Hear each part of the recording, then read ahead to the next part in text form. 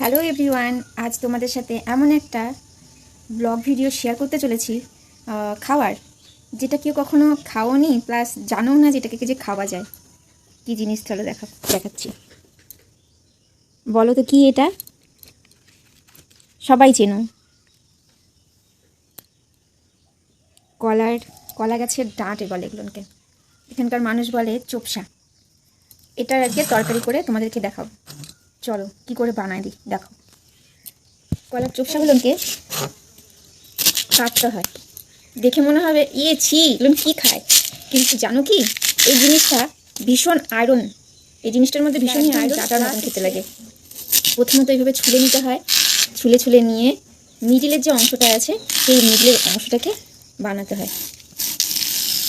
যে কোনো কেউ প্রথমবার দেখলে পারে, প্রথমবার কেন, যে কোনো কেউ দেখলে পারে বলবে এগুলো কী বানাইছি, কিন্তু সত্যি বলছি যে একবার খাবে না সে বলবে বাহ দারুণ, তো সে নিজেও করতে চাইবে।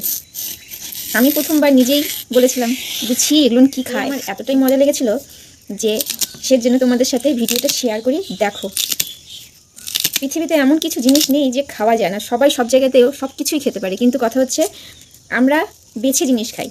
অন্যান্য জায়গাতে না বেছে বিভিন্ন রকমের জিনিস তোমরা ভিডিওতে দেখো বানিয়ে। তো এই যে অংশটা আছে এই মোটা অংশটাকে ফেলে দিতে হয়, মিডিলের এই অংশটাকে নিতে হয়, ফাঁপা অংশটাকে, মিডিলের ফাঁপা অংশটাকে নিতে হয়, পুরোটা পরিষ্কার করে নিতে হয়। আমি বলছি অসাধারণ লাগে, ডোগা ভুলে যাবে, ডোগার থেকেও টেস্টি, ডোগা ভুলে যাবে একদম। আজকে আমি এটা দিয়ে রান্না করবো সয়াবিন। বিভিন্ন রকমভাবে রান্না করা যায়, এটা বড়ি দিয়ে রান্না করা যায়, ডালের বড়া করে রান্না করা যায়, বাট আমি আজকে রান্না করবো সয়াবিন দিয়ে।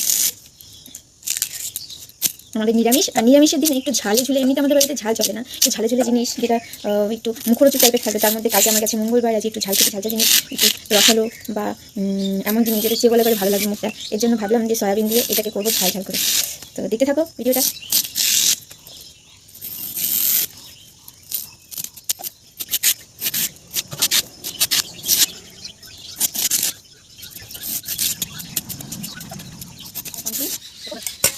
এবার একটু জল দিয়ে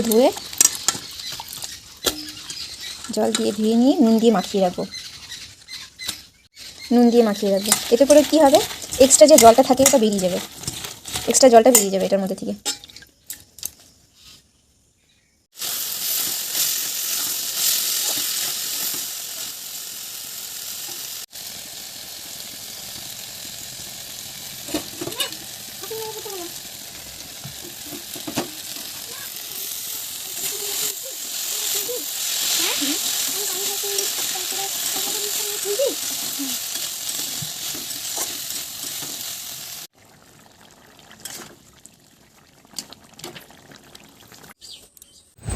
অবশেষে দেখো কি সুন্দর লাগছে দেখতে।